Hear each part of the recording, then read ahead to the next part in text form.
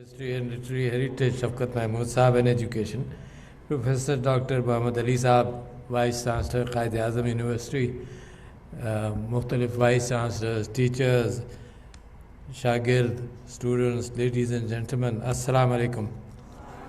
میں آپ کو مبارکباد پیش کرتا ہوں کہ بہترین پروگرام یہاں پر رچایا بھی، اور اس کے علاوہ جو 2 دن آپ ڈیلیبریشنز کریں گے اس سے بہت کچھ نکلے گا. مگر یہ جستجو کہ کلچر ہے کیا اور مذہب ہے کیا اور تاریخ ہے کیا، یہ میرے خیال سے ہر دل کے اندر کہیں نہ کہیں سوار رہی ہے. جب میں چھوٹا تھا تو سب سے بڑا ایک کیفیت پاکستان کے نظر آتی تھی، وہ یہ کہ مسلمانان ہندوستان اپنی تاریخ کے اعتبار سے پہلے یہ کہتے رہے کہ جی ہمارا کلچر اور ہندوؤں کا کلچر ایک ہے. اچھا، یہ میں مذہب کے اعتبار سے بالکل بات نہیں کر رہا ہوں، تو ایک ہے. اور یہ جستجو رہی 1857 کے بعد بھی کہ ایک یونائٹڈ انڈیا وہاں سے نکلے گا. پھر نظر یہ آیا کہ مذہب اور کلچر کا جو مکس بنتا ہے اس کے اندر بڑے بڑے تعصبات آ جاتے ہیں، اور کوشش کے باوجود، اس کے باوجود کہ قائد اعظم محمد علی جناح سب سے بڑے اس بات کے لیڈر تھے کہ ایک یونائٹڈ انڈیا نکلنا چاہیے، بلکہ مسلم لیگ کو انہوں نے اس کے اندر شرکت بھی نہیں کی تھی. اور سر محمد آغا خان جو پہلے مسلم لیگ کے صدر تھے، شاہ محمد آغا خان، انہوں نے یہ کہا کہ ایک بڑا بریلینٹ لائر ہے بمبے کا جو یہ سمجھتا ہے کہ یونائٹڈ ایک انڈیا قائم رہے گا. یہ ارتقائی کیفیت تھی مسلمانوں کے یا ہمارے ذہنوں کے، ہمارے آباء و اجداد کے ذہنوں کا. کہ بہت سارے مسلمان، میرے بہت سارے رشتہ دار ہندوستان میں رہ گئے، اور جب بھی میں ہندوستان جاتا تھا ان کو ملنے کے لیے، وہ اس وقت تک یقین رکھتے تھے، اس میں سے کچھ یہ یقین رکھتے تھے کہ نہیں، یونائٹڈ انڈیا ہونا چاہیے تھا. مگر جس انداز سے تاریخ چلی ہے وہ آپ نے خود دیکھا. یہ جو 2 نیشن تھیوری تھی، اس کے لیے لوگوں کے خیالات بدلنے پڑے. اس لیے علامہ اقبال جیسے شاعر کی ضرورت پڑی جس نے دلوں میں یہ بات ڈالی کہ تمہاری تاریخ بالکل مختلف ہے، تمہارا مذہب بھی مختلف ہے، تمہارا رہن سہن مختلف ہے، تم جس طرح سے جس طرح سے شادیاں کرتے ہو، بات کرنا تو شاید اکٹھا ہو، جس طرح سے شادیاں کرتے ہو، جو تمہارے اصول ہیں، جو تمہارے طریقہ کار ہیں، وہ بالکل مختلف ہیں. جو اینتھروپولوجسٹ تلاش کرتے ہیں ان کو زمین کے اندر سے آرٹیفیکٹس ملتے ہیں، جو آرکیولوجسٹ تلاش کرتے ہیں، اینتھروپولوجسٹ نہیں. مگر جو آرٹیفیکٹس نکلتے ہیں وہ بذات خود اپنے کلچر کی نشاندہی نہیں کرتے. کلچر اس بات کو کہتے ہیں کہ ان آرٹیفیکٹس کی کیا اہمیت تھی ان ذہنوں کے اندر. اگر دیوار بھی نظر آئی اور دیوار کی کوئی پینٹنگ بھی نظر آ گئی تو اس پینٹنگ کی کیا اہمیت تھی. اگر تدفین کی گئی لوگوں کی تو کس انداز سے کی گئی. پچھلے چند دنوں 2-4 دن پرانی خبر میں پڑھ رہا تھا کہ کہیں ساؤتھ امریکہ کے اندر ایک جگہ پر بچوں کو بھی دفن کیا گیا، اور جس انداز سے دفن کیا گیا تو پتہ یہ چلا کہ اس کلچر کے اندر کوئی ریچول سیکریفائس اور قربانیاں ہوتی نہیں. تو یہ کیسے انسان کیسے رہتے ہیں، یہی ہے کلچر. اس کے اندر یہ ساری کہانیاں ہیں. یعنی مذہب بھی ایک کہانی اس معنی کر کے تو قطعاً نہیں ہے کہ یہ اٹل ایک مذہب ہے اللہ تعالیٰ کا بھیجا ہوا، مگر مذاہب بھی ایک کہانیاں ہیں. ان کے ساتھ ریشنل ارریشنل تھنکنگ کی لوگ بات تو کرتے رہتے ہیں، مگر انسان بذات خود ایک مجموعہ ہے اس بات کا کہ اس کے اندر ایک اسپریچویلٹی ہے اور اس کی ایک فزیکل بینگ ہے. ان دونوں کی جستجو ہر ذہن یہاں پر بیٹھا کرتا ہے. ہر ذہن تلاش کرتا ہے کہ اصل کیا ہے. ہر ذہن اپنے مکسچر کے اعتبار سے ایک امن اپنے ذہن کے اندر تلاش کرتے کرتے ارتقاء ہر شخص کی پرسنالٹی کے اندر ہوتی ہے. اور آپ جو نوجوان بچے ہیں انہوں نے تو یہ کانشیس تھنکنگ کے ارتقائی کیفیت 8-10 سال سے دیکھی ہوگی، اور جو مجھ جیسے عمر والے ہیں انہوں نے 50-60 سال اس بات کی ارتقائی کیفیت دیکھی ہے. میں بھی بدلتا رہا ہوں، آپ بھی بدلتے رہے. اور کیا کیا میں نے دیکھا اس تلاش کے اندر. سب سے پہلے تو مجھے یہ تلاش ہوئی کہ میرا مذہب میں خود تلاش کروں. میں نے بہت پڑھا، میں نے بدھزم پڑھا، میں نے کرسچینٹی، بائبل پوری پڑھی، میں نے ہندو کتابیں پڑھنے کی کوشش بھی کی اور کافی پڑھی بھی. اور مجھے خود تعجب ہوا کہ کتابیں کیا کہتی ہیں اور لوگ کیا کرتے ہیں. میں نے جب بدھزم پڑھا تو میں نے کہا یار یہ تو بڑا پرامن مذہب ہے. مگر میں جب تبت گیا اور مختلف جگہوں پر چائنا میں گیا اور آپ نے میانمار کے اندر دیکھا کہ جو بدھسٹ ٹیچنگ ہے وہ تو یہ ہے کہ کسی چیز کو نقصان نہیں پہنچاؤ, چینٹوں پر بھی پیر سے نہیں رکھو, وہ بھی ایک زندہ اللہ تعالیٰ کی حقیقت ہے. نیچر کی پرستش کرو, دنیا کے ساتھ رہو. اور پھر اگر آپ وہاں جائیں, تبت جائیں, تو وہاں کے جو وہاں کا جو بدھزم ہے اس کے اندر ان کے بدھسٹ وار گاڈز رہے ہیں جنہوں نے جنگیں کی ہیں, ان کو اسی طرح سے وہ سیلیبریٹ کرتے ہیں. آپ میانمار جائیں, آپ نے دیکھا کہ کس انداز سے مائنورٹیز کے ساتھ انہوں نے ظلم کیا. یہ بدھسٹ مذہب سے تو کوئی تعلق نہیں اس بات کا. تو یہ جو مکسچر اور انٹر پلے ہے میرے ذہن کا, میرے مذہب کا, میری خواہشات کا, میرے نیشنلزم کا. شفقت صاحب نے ایک بات ذکر کی, نیشن سٹیٹ. یہ نیشن سٹیٹ بھی بالکل انہوں نے صحیح فرمایا کہ لوگ قبیلوں کے اعتبار سے جنگیں کرتے تھے. ایک آدمی زیادہ طاقتور ہو گیا, اس نے تلوار نکالی, ایک مضبوط قبیلہ بنایا. تو یورپ بھی اور ساری دنیا, کوئی باؤنڈریز نہیں تھیں. بس یہ تھا کہ جناب کون کس کو فالو کرتا ہے, اس کا ریچ انڈیفائنڈ ایریاز تھے. مگر بڑی بڑی سویلائزیشنز اس میں جنم پائیں. سویلائزیشنز دریاؤں کے گرد سب سے پہلے جنم پائیں. یعنی اگر آپ یہ دیکھیں, اگر آپ ساؤتھ امریکہ کو اور ایمیزون کو تھوڑی دیر کے لیے ذہن سے نکال دیں تو یورپ کے اندر ڈینیوب کے گرد سویلائزیشن بنی, اور سب سے بڑی سیرین سویلائزیشن اور میسوپوٹیمین اور سومیرین سویلائزیشن ٹائگرس اور یوفریٹس کے گرد بنی. پھر دریائے نیل کے گرد فرعون کی سویلائزیشن اور بہت ساری سویلائزیشن بنی. اور پاکستان تو ایسا خوش قسمت سویلائزیشن ہے کہ یہاں دریائے سندھ کے گرد 5 دریاؤں کے گرد سویلائزیشن بنی. اس میں دریائے سندھ, اگر ایمیزون کو چھوڑ دیں تو 6 ہو جاتے ہیں. اچھا کیوں دریاؤں کے گرد سویلائزیشن کلچر وہیں بنا؟ کیونکہ فارمنگ کے اندر ہنٹر گیدرز انسان جب تھا, اس کے بعد وہ فارمنگ اس نے ڈیولپ کی, ڈومیسٹیکیٹ کیے کچھ جانور, اور اس کے ساتھ اس کو یہ اندازہ ہوا کہ ساری دنیا میں بھاگنے سے بہتر ہے کہ اس کے بیج بو اور کھاؤ. تو وہاں سے وہ کلچر شروع ہوا. تو آپ کو تعجب ہوگا اب کلچر کی تلاش موہنجودارو کے آرٹیفیکٹس میں کیسے آتی ہے.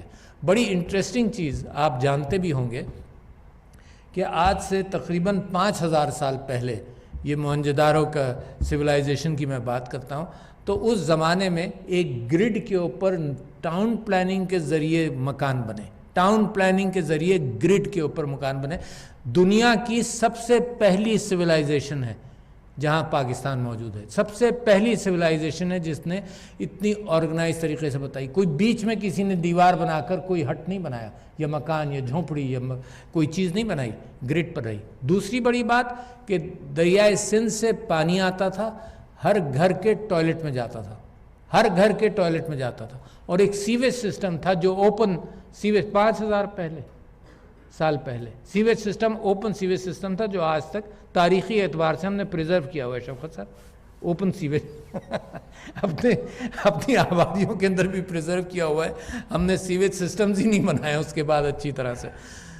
اچھا, تو پھر اس کی ایک خصوصیت ہے جو اس کی وجہ سے میں نے موہنجودارو کا آپ سے ذکر کیا کہ وہاں سارے آرٹیفیکٹس کے اندر کوئی ہتھیار نہیں تھا, کوئی تیر, کوئی کمان, کوئی ایسی چیز, کوئی پتھر جو لڑائی کے لیے استعمال ہوتا ہو. سارے آرٹیفیکٹس نکل گئے, اور اب تو 100 سال ہو گئے ہیں تقریباً موہنجودارو سے نکلے ہوئے. تو بڑی پرامن سویلائزیشن تھی. مطلب ان آرٹیفیکٹس سے اینتھروپولوجسٹ یہ تلاش کرتا ہے کہ وہ سوسائٹی رہتی کیسے تھی, ان کے طریقہ کار کیا تھے, ان کا کوئی بزرگ تھا, کسی کی پوجا پاٹ کرتے تھے. مگر سب سے بڑی چیز جو موہنجودارو, تو فخر کیجئے اپنے ملک کے اوپر, سب سے بڑی چیز جو موہنجودارو سے نکلی کہ بالکل پیسفل لوگ تھے. آہستہ آہستہ خود ہی ختم ہو گیا, کوئی جنگ نہیں ہوئی, کسی نے دھاوا نہیں بولا, کسی نے اس کو تباہ نہیں کیا, اور خود ختم ہو گیا. تو اس کی تلاش رہی کہ کیوں ختم ہو گیا, کیونکہ وہ سویلائزیشن پانی کے ساتھ بنی تھی, دریا کے ساتھ بنی تھی. تو جیسے دریائے سندھ نے اپنا رخ بدلا, کم سے کم وہ موہنجودارو اور ہڑپا کی سویلائزیشن جو ہے وہ بدل گئی, چلی گئی, وہاں سے ختم ہو گئی. اس کے بعد پاکستان کے اندر سب سے پرانا شہر, آپ نے نام سنا بھی ہوگا, مگر تلاش کیجئے, بڑے اچھے میوزیمز پاکستان کے اندر اب بنے. میں پاکستان آرمی میوزیم لاہور میں آپ کو انکریج کرتا ہوں کہ جائیں. پاکستان کی تاریخ کے اعتبار سے نیشنل میوزیم پاکستان مونیومنٹ کے ساتھ ہے، وہاں جائیں تو آپ کو پاکستان کی تاریخ کے اعتبار سے آپ کو فخر ہوگا کہ کئی خیال سے 15-20 شہر پاکستان کے اندر ایسے ہیں جو ہزاروں سال پرانے بھی ہیں۔ تو آپ کا ایک کلچر، آپ کی ایک سویلائزیشن، لوگ فخر کرتے ہیں اس بات کے اوپر۔ ایک فرینچ آتھر ہے، پچھلے دنوں جب ہندوستان کے اندر میں نے یہ دیکھنا شروع کیا اور پڑھنا شروع کیا کہ وہ کر کیا رہے ہیں، تو جو مودی کی سرکار ہے اس نے، اور یہ ایکسٹریم کیفیت جو گولکار اور یہ سب کچھ جو پچھلے 100 سال 150 سال کے اندر جنہوں نے مسلمانوں کے خلاف نفرت بوئی ہے، RSS وغیرہ، انہوں نے اب ہندوستان کے اندر یہ کیا کہ مسلمانوں کی تاریخ کو مسخ کرنا شروع کیا، بدلنا شروع کیا، اورنگزیب کو ایک ظالم حکمران کے طور پر پیش کیا۔ شاید اکبر سے وہ ابھی تک خوش ہیں کہ کیونکہ اس نے دین الہی بنایا، مگر اب وہ کر یہ رہے ہیں کہ تاریخ اپنی بدل رہے ہیں، جو اصل تاریخ ہے اس سے ہٹ رہے ہیں۔ کیوں؟ ایک فرینچ آتھر ہے، مجھے ابھی اس کا نام یاد نہیں آ رہا تھا، بیٹھا ہوا سوچ رہا تھا میں، ایک فرینچ آتھر ہے، اس نے کہا کہ اگر کسی کلچر کو اور لوگوں کو ختم کرنا ہوتا ہے تو پہلے ان کی تاریخ مٹاؤ، ان کی کہانیاں مسخ کرو، ان کی میموری جو ہے، کیونکہ ایک کلچر میموری سے بھی چلتا ہے، بہت ساری چیزیں میموری میں ہوتی ہیں، ان کی میموری ختم کرو، پھر نئی کتابیں لکھو، پھر نئی تاریخ لکھو، نئی میموری بناؤ۔ تو ہندوستان کے اندر اس وقت یہ کیفیت ہو رہی ہے اور ایک فرکشن جیسی چیز نکل رہی ہے۔ یعنی آپ تصور نہیں کر سکتے کہ پاکستان کے اندر کبھی بھی تاریخ میں کہ اگر ہماری ٹیم کے اندر بڑے اچھے ہندو پلیئرز آئے، کرسچن پلیئرز آئیں، مگر کبھی یہ کیفیت نہیں ہوئی جو اب آپ کو نظر آنے لگی ہے۔ تو یہ لیڈرشپ چاہے اتنی آگے نہ جائے، لیڈرشپ اشارہ کرتی ہے لوگوں کو کلچر بدلنے کے لیے، اور وہ فرکشن پیدا ہوتا ہے۔ تو ہمارے کلچر کے اندر اور مذہب کے اندر تو ایک بڑی خوبصورت چیز رہی جس کی مجھے اور آپ کو بھی تلاش رہی، ایک ہے شریعت۔ مذہب کے حوالے سے شریعت ہے قانون اسلام۔ جیسے جیسے مذہب عرب سے عجم اور عجم سے پھر ہندوستان اور سب جگہوں پر گیا، تو لوکل کلچرز کی زبان میں اس لیے کہہ رہا ہوں کہ زبان سے صرف لینگویج نہیں میں کہہ رہا، مگر لوکل کلچر کی زبان کے ان کا رہن سہن، ان کے طریقہ کار، اس طریقہ کار کے اندر وہ گھلا اور ملا۔ صرف یہاں نہیں، یہاں بھجن ہوتا تھا تو قوالی بھی آئی، یہاں جو صوفی آئے مذہب پھیلانے کے لیے، انہوں نے یہ راستہ تلاش کیا کہ جو دلوں کا راستہ ہے، صرف قانون پڑھانا نہیں بلکہ جو دلوں کا راستہ ہے، ہم آہنگی کی۔ تو اس کے اندر قوالی کا حضرت داتا گنج بخش نے قوالی کس طرح سے سنی جائے وہ لکھا، پھر قوالی بھی یہاں شروع ہوئی جو یہاں کے میوزک سے امتزاج کرتی ہے۔ مگر میں آپ کو بتاؤں یہ معاملہ رکتا نہیں ہے۔ آپ میں سے کسی کو یاد نہیں ہوگا، ایک ادارہ بڑا مضبوط بنا، معتمر العالم الاسلامی، اور انعام اللہ خان صاحب اس کے سیکرٹری جنرل یا پریسیڈنٹ ہوتے تھے۔ تو جب میں امریکہ میں تھا 1983 میں، تو وہ امریکہ تشریف لائے سین فرانسسکو، اور سین فرانسسکو ایک بڑا ملٹی کلچرل سٹی ہے جہاں سب سے پہلے دنیا میں گے پریڈز ہوا کرتی تھیں۔ تو وہاں وہ تشریف لائے اور ایئرپورٹ سے آتے ہی میرے گھر پر رہے بھی، تو مجھے کہنے لگے کہ میں نے برکلے جانا ہے۔ میں نے کہا کیوں برکلے جانا ہے؟ کہنے لگے ایک 9 مسلم لوگ ہیں، ان کے پاس ضرور جانا ہے۔ اچھا، انہی 9 مسلمز سے جب میں ایئرپورٹ ان کو لینے گیا سین فرانسسکو، تو وہ 2 خواتین پھول لے کر ان کو ریسیو کرنے آئی ہوئی تھیں۔ تو یہ کہنے لگے کہ ڈائریکٹ جانا، ابھی تو 1.5 گھنٹہ ہے ان کی فنکشن میں، ہم تمہارے یہاں رکتے جائیں گے، چائے پیتے جائیں گے۔ تو میرے یہاں چائے پی کر جب ہم وہاں پہنچے تو وہاں 9 مسلم تھے اور ایک صوفی پاکستان سے گئے ہوئے ایک صوفی بزرگ تھے، پنجاب سے ان کا تعلق تھا، اور اس میں سب سے پہلے ایک بڑا سا حلقہ بنا اور انہوں نے ورد شروع کیا اللہ کا۔ اچھا، اس کے بعد خیر میں اور میری بیوی بڑے انٹرسٹ کے ساتھ یہ ساری چیزیں دیکھتے رہے۔ اس کے بعد تھوڑی دیر میں ایک آدمی نے گٹار نکالا، اور گٹار نکال کر اس نے اذا جاء نصر اللہ والفتح گٹار کے اوپر اس نے اس کو گایا۔ اچھا، میرے لیے بڑا شاکنگ تھا، کبھی میں نے ایسا دیکھا نہیں تھا، کبھی ایسا سنا نہیں تھا، مگر اللہ مغفرت کرے، انعام اللہ خان صاحب کہنے لگے کہ دیکھو ہمارے قوالی میں بھی تو یہ گا ہی لیتے ہیں نا اس انداز سے، مختلف انداز سے. تو ایک بہت بڑی سوچ پیدا ہوتی رہی تاریخ میں پچھلے 200-300 سال کے اندر کہ مذہب کیا ہے اور کلچر کیا ہے اور اس کا مکس کہاں پر ہوگا. لوگوں نے اس کو اس انداز سے ہینڈل کیا کہ دل بڑا کرو، سب کو ویلکم کرو، ایک انسانیت ہے اس کے اندر سب کو آنے دو. مگر وہ فرکشن ابھی بھی اگر مسلمان دنیا کے اندر آپ دیکھیں تو ایک بیٹل ہے کہ اصل مذہب کیا ہے اور کلچر کیا ہے. کلچر اور مذہب کے درمیان بھی بیٹل ہوتی ہے اور یہ انسانیت کو پریشان، جہاں آپ ہتھیار اٹھا کر اپنی سوچ کو جمانا چاہیں کسی اور کے اوپر، وہاں سے مزری اور پریشانی بھی شروع ہو جاتی، کانفلکٹ شروع ہو جاتا ہے. اب ہندوستان جو کر رہا ہے نا، یہ بہت بڑا کانفلکٹ ہے. میں آپ کو پریڈکٹ کر رہا ہوں کہ یہ واپسی دیر سے ہوتی ہے. جو ایک مرتبہ یہ ذہنوں کے اندر یہ تعصبات بٹھا دیے جائیں کہ تم اس سے یوں الگ ہو. یہ ماشاءاللہ اتنا خوبصورت کیفیت جو پاکستان کے اندر اب پیدا ہوتی رہی ہے، یہ تاریخ تو میری اور شفقت صاحب کی کم سے کم اور ڈاکٹر صاحب کی دیکھی ہوئی ہے. یہ تاریخ کیا ہے کہ ہمیں صوبائی اعتبار سے تعصبات میں ڈالا جاتا تھا. جو مشرقی پاکستان کے ساتھ ہوا اس کی بھی ایک اوریجن ہے. تو پاکستان ایک سیکھا ہوا ملک ہے. اس کی اوریجن کیا ہے؟ جب میں کتابیں مختلف پڑھتا رہتا ہوں، پچھلے دنوں کسی نے وہاں سے بنگال سے بھی ایک پیٹیشن بھیجی. کوئی صاحب ڈسمس ہوئے تھے جن کا بنگال سے تعلق تھا، CSP آفیسر تھے. تو ان کی بیوی ڈسمس ہوئے تھے جب شاید یحییٰ صاحب نے یا بھٹو صاحب نے 303 افسران کو نکالا تھا. تو اس کے اندر بھی میں پڑھ رہا تھا کہ کس انداز سے کیفیت ہوئی. تو تعصبات ابھارے گئے، زبان کے اعتبار سے تعصبات ابھرے. اس بات کا امکان ہوا کہ یہاں کے لوگوں نے سوچا کہ پیرٹی ہونی چاہیے دونوں صوبوں کے اندر. تو یہ جو انسان ہے نا، یہ بہت ساری چیزوں کا مکسچر ہے. یہ سارے اصول ہیں، یہ سارے معاشرت ہے. اپنے بچوں کو میں یعنی درگزر کرتا ہوں 1,500 باتیں، پڑوس کے بچوں کو میں نہیں درگزر کرتا. تو یہ ذہن ایک ارتقائی کیفیت میں چلتا رہتا ہے. تو وہ جب مشرقی پاکستان الگ ہو گیا تو میری فوج نے ایک بہت بڑا کام کیا. یہ الزام فوج کے اوپر تھا کہ پرانا چل رہا تھا کہ جی قد کے اعتبار سے لیتے ہیں یا اس اعتبار سے یا بلڈ کے اعتبار سے لیتے ہیں. انہوں نے اہتمام کیا. انہوں نے اپنے، جیسے ڈاکٹر صاحب فرما رہے تھے ابھی مجھے بتا رہے تھے کہ قائد اعظم یونیورسٹی میں پروونشل کوٹا سسٹم ہے. تو فوج نے اس بات کو امپلیمنٹ کیا تاکہ یہ لوگوں کو احساس نہ ہو کہ صرف پنجاب کی فوج ہے، مثال کے طور پر.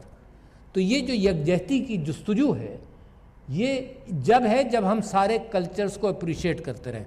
ایک وہاں سے ہندوستان سے جو طبقہ آیا جو مہاجرین اپنے آپ کو کہتا رہا، ان کے ذہن میں یہ غلط فہمی تھی کہ کوئی کلچر دوسرے کلچر سے بہتر ہے.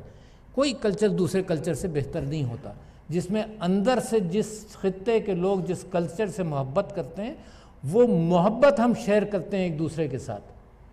دیر از نو کمپیریزن. کوئی ترازو نہیں ہے جس کے اندر وزن کیا جائے کہ یار یہاں شاعر زیادہ پیدا ہوئے، فلانی جگہ یہ کم ہوا، فلانی جگہ دوسرا ہوا.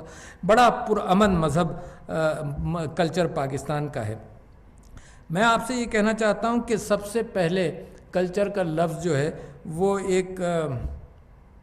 ایک اینتھروپولوجسٹ تھا، شاید ایڈورڈ نام تھا، پورا نام مجھے یاد نہیں. اس نے پریمیٹیو کلچر کے نام سے ایک کتاب لکھی 1850 وغیرہ کے اندر. جب سے اس کلچر کی سمجھ بوجھ ہمارے یہاں ہونے لگی.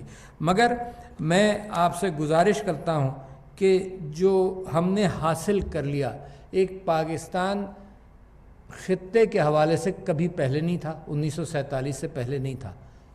ہم نے سب کلچرز کے ساتھ ایک خوبصورت امتزاج پیدا کیا ہے، جس کے اندر سندھ کا کلچر ہے، پنجاب کا کلچر ہے، بلوچستان کا ہے، کشمیر کا بھی ماشاءاللہ یہاں پر کچھ عکاسی ہوئی، گلگت بلتستان کا ہے، آزاد کشمیر کا بھی میں نے ذکر کیا، اور آکیوپائڈ کشمیر کا بھی کلچر ہے، بلوچستان کا کلچر ہے، خیبر پختونخوا کا، اور پھر سب کلچرز ہیں. اچھا، پہلے سب کلچرز بہت زیادہ ہوتے تھے کیونکہ مینز آف کمیونیکیشن کم تھا. تو یہ ہوتا تھا کہ میرے والدین یہ کہتے تھے کہ لکھنؤ اور دلی کے درمیان ایک جگہ پر، اور بڑا سیریس ایشو ہوتا تھا کہ بھائی چاول بھی پکے ہیں، اور سالن بھی ہے. تو دلی کے لوگ ہمیشہ یہ کہتے تھے، اور میرے گھر کے اندر بھی ہوتا رہا، دلی کے لوگ کہتے ہیں بھائی ہم لوگ تو چاول پہلے کھاتے ہیں، اور لکھنؤ کے لوگ کہتے تھے کہ ہم تو سالن پہلے کھاتے ہیں اور روٹی پہلے کھاتے ہیں. تو یہ چھوٹے چھوٹے کلچرل ڈفرینسز جو سب کلچرز کے اندر تھے، یہ کمیونیکیشن کم ہونے کے حوالے سے ایک گاؤں کا کچھ طریقہ تھا، ایک گاؤں کا کچھ.